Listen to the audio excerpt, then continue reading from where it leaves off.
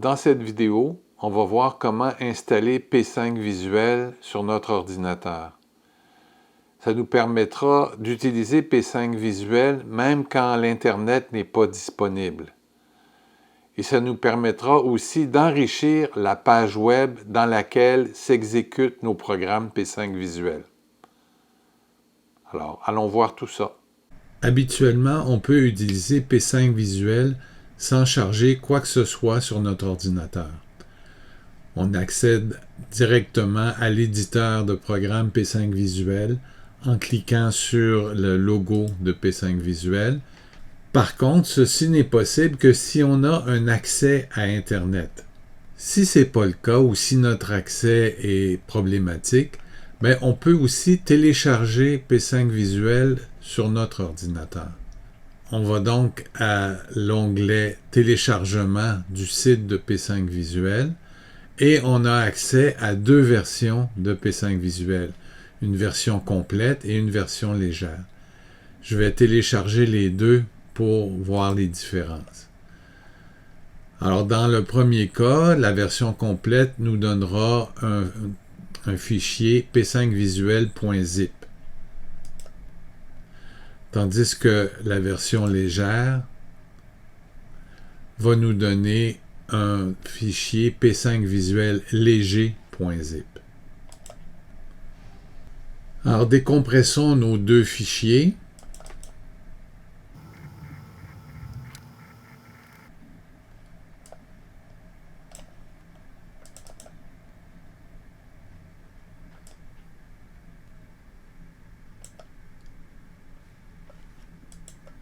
Alors, je vais commencer par regarder ce qu'on obtient dans le dossier P5 Visuel léger.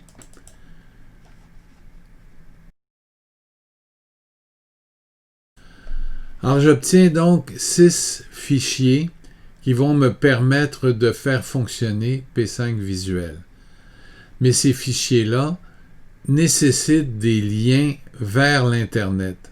Alors, donc, ce n'est pas P5 Visuel léger qu'il faudra utiliser si on n'a plus accès à Internet. Regardons maintenant P5 Visuel complet.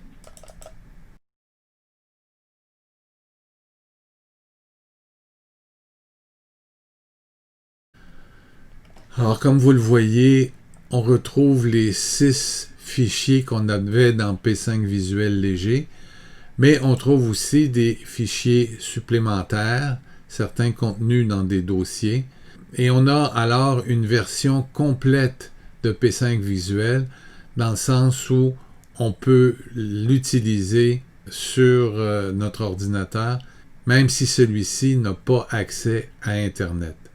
Alors, il peut sembler possible d'utiliser P5 Visuel en double-cliquant sur édition.html et à ce moment-là, on voit apparaître l'éditeur de programme. Cependant, cette façon de procéder-là ne fonctionnera pas toujours. Il y a une étape supplémentaire qu'il faut utiliser, c'est de travailler dans un serveur local.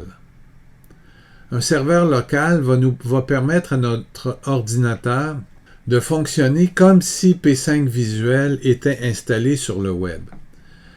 Et à ce moment-là, toutes ces fonctionnalités seront activées. Alors, comment utiliser un serveur local? Il y a plusieurs façons d'installer un serveur local sur votre ordinateur et je vais vous montrer la façon la plus simple que je connaisse. Alors, cette façon-là va utiliser Google Chrome.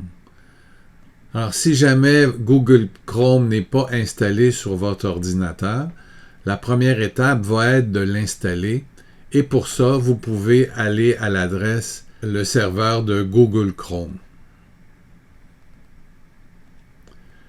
La deuxième étape va être d'installer le serveur web dans Chrome. Une fois que Chrome est installé, il faut démarrer celui-ci.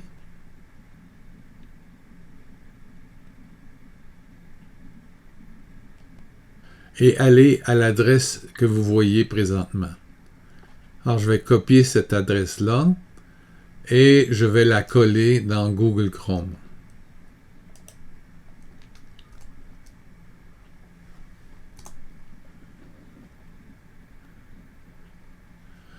Alors vous arrivez sur une page Chrome Web Store où vous avez le web server.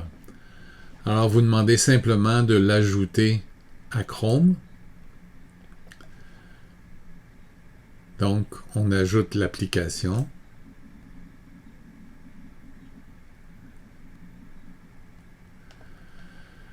Et elle apparaît maintenant dans vos applications. Pour rendre son utilisation plus simple, on peut demander d'afficher toujours la barre des favoris et à ce moment-là, les applications seront toujours disponibles dans cette barre de favoris. Dans un premier temps, il va falloir configurer ce web server. Alors pour ça, on va cliquer sur Web Server.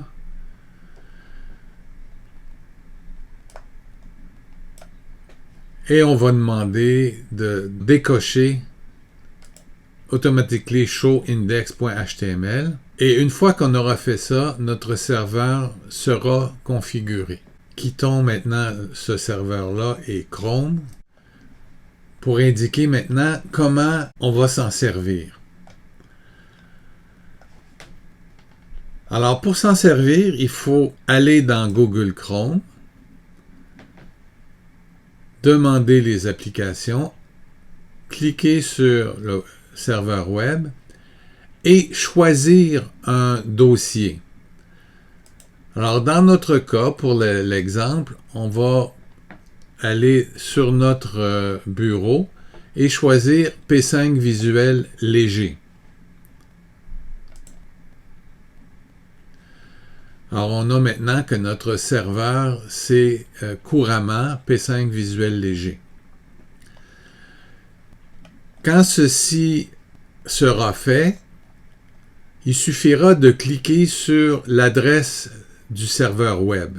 Vous remarquerez que dans mon cas, ça va nous ramener à un autre navigateur, Safari, qui est mon navigateur par défaut.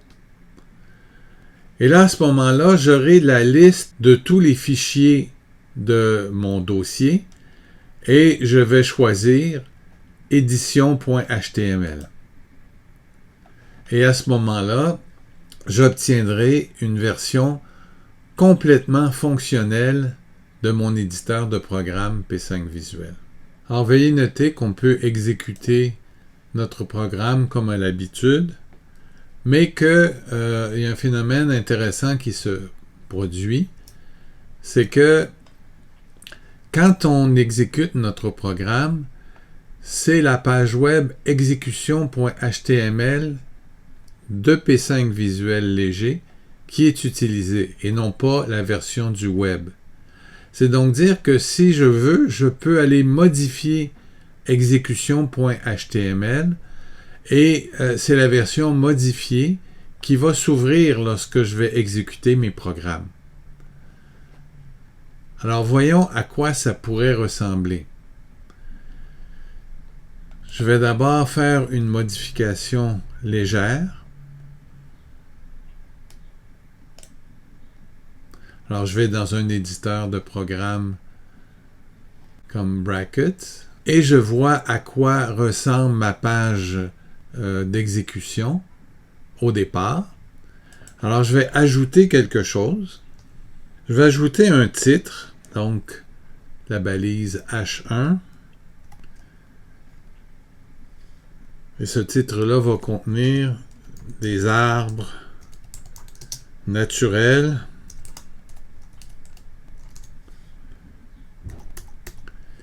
Puis je vais ajouter une image par la suite. Donc, je sauve ceci. Je retourne dans mon éditeur de programme. Et là, lorsque je vais exécuter ce programme vide, je vais obtenir la page web modifiée où j'ai ajouté des arbres naturels. De la même façon, je pourrais aller chercher une image sur le web.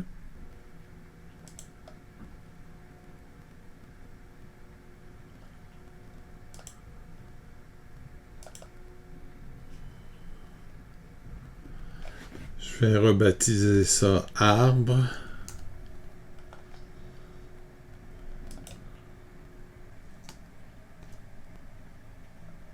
Alors, je vais aller donc prendre mon image et mettre ça dans mon dossier P5 Visuel Léger. Puis, je vais aller indiquer dans le code source de ma page web d'exécution que je veux placer une image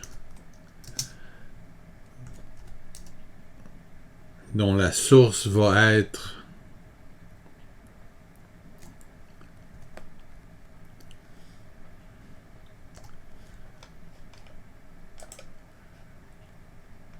arbre.jpg.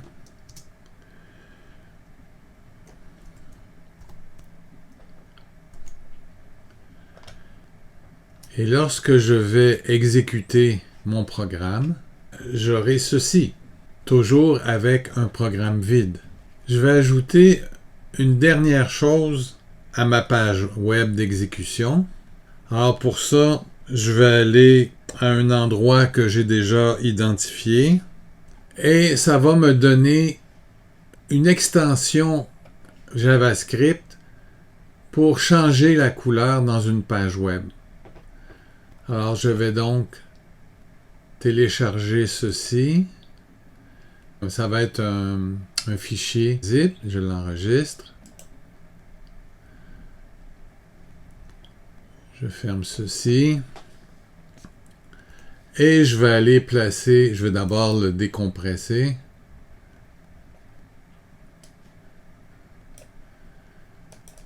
Et je vais aller placer l'élément essentiel, jscolor.js, ici. Maintenant, il faudrait regarder un petit peu comment utiliser ça. Alors, je vous en fais grâce pour l'instant. La seule chose que je dirais, c'est qu'il va falloir ajouter 2 instructions à notre page web. Une première instruction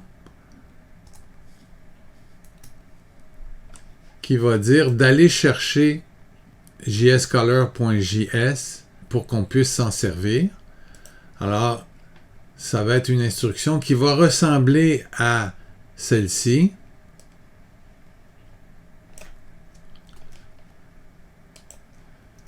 Sauf qu'au lieu de utilisateur, ben, ça sera JSColor.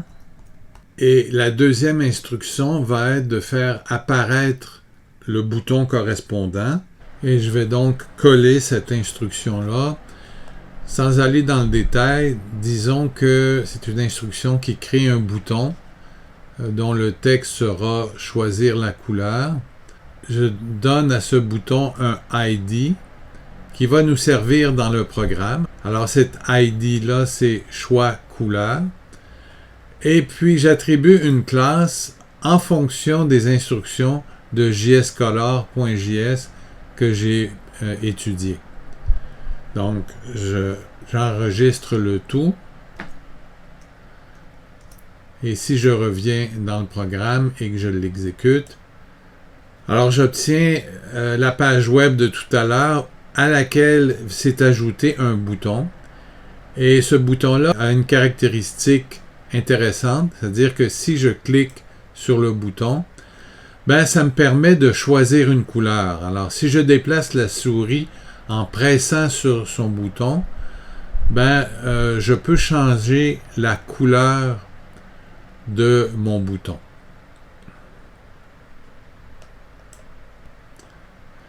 Et pour terminer, ben, je clique à l'extérieur. J'ai donc effectué dans ma page web d'exécution les changements que je voulais faire. Alors, je peux quitter Brackets maintenant. Et je vais m'intéresser au programme lui-même. Alors, plutôt que de réécrire tout un programme, je vais le faire apparaître par bloc.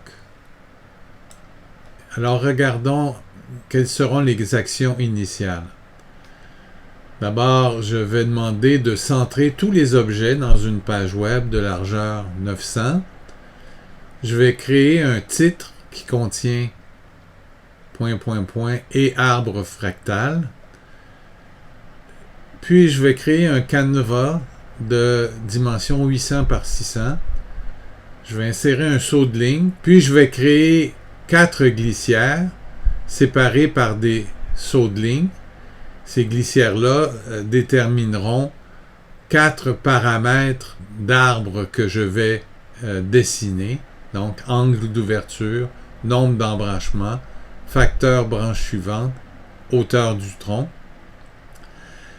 Je vais sauter à un point du canevas à partir duquel je vais tracer mes arbres. Je vais créer un objet de type div qui va contenir mon bouton que j'ai défini dans la page web d'exécution. Je vais aller chercher ce bouton-là, et ça c'est un mécanisme intéressant. Vous vous rappelez que dans la page web d'exécution, j'avais défini l'ID du bouton comme étant choix couleur. Et j'ai un mécanisme ici, élément dont l'ID est choix couleur, dont je vais me servir pour définir mon bouton dans P5 Visuel. Je vais l'appeler choix couleur. Je vais dire que cet objet choix couleur aura le div contenant pour parent, c'est-à-dire donc qui sera placé à l'endroit où je viens de créer le div.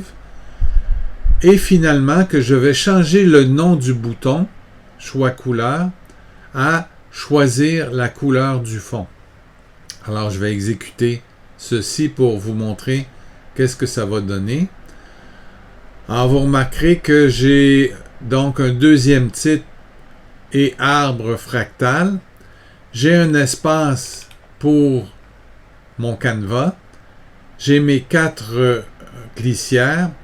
Et j'ai maintenant mon bouton de tout à l'heure qui était à côté de l'image et qui maintenant est rendu dans le div et qui me permet toujours de choisir une couleur.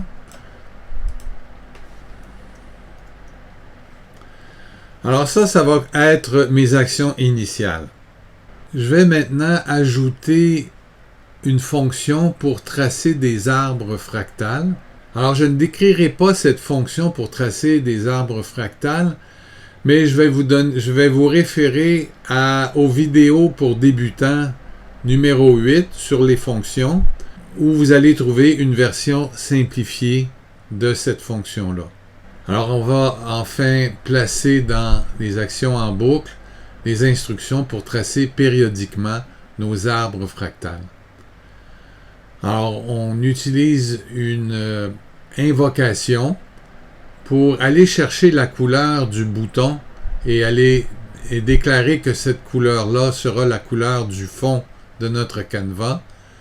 Aller chercher les valeurs de 3 paramètres et tracer nos arbres fractales, ce qui va donner la chose suivante. Alors on peut modifier la couleur du fond. On peut modifier aussi l'angle d'ouverture, le nombre d'embranchements, le facteur pour passer d'un type de branche à un autre et la hauteur du tronc. Alors vous remarquerez quelque chose d'intéressant, c'est que dans cette page web d'exécution, ce titre-là, l'image et le bouton ont été définis a priori au départ dans la page, tandis que ce titre-là, ce canevas-là et les 4 glissières ont été définis dans notre programme. Enregistrons maintenant notre programme sous le nom de prog-init.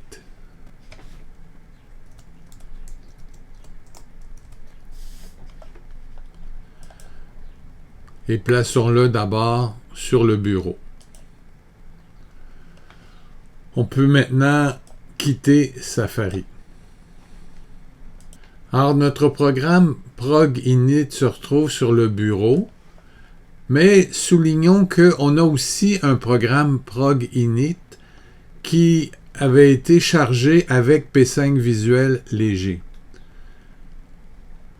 Alors, qu'est-ce qui va se passer si on remplace le ProgInit initial par notre programme?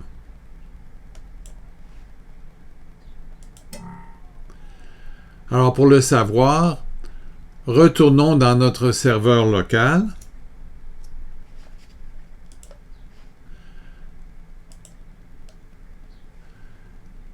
Et ouvrons édition.html. Alors, on constate que notre programme est chargé automatiquement dans notre éditeur. C'est donc dire que quand on ouvre édition.html dans un serveur local, non seulement l'éditeur de programme est activé, mais ProgInit aussi est chargé, que ce soit un programme vide ou un programme quelconque. Soulignons aussi que tout ce qu'on a fait dans P5 Visuel Léger aurait très bien pu se faire dans P5 Visuel, c'est-à-dire la version complète de P5 Visuel. Même si vous ne désirez pas modifier la page d'exécution de P5 Visuel, ce qu'on vient de voir va nous être utile quand viendra le moment de placer nos créations P5 Visuel sur le web. C'est ce qu'on va voir dans la prochaine vidéo. À bientôt!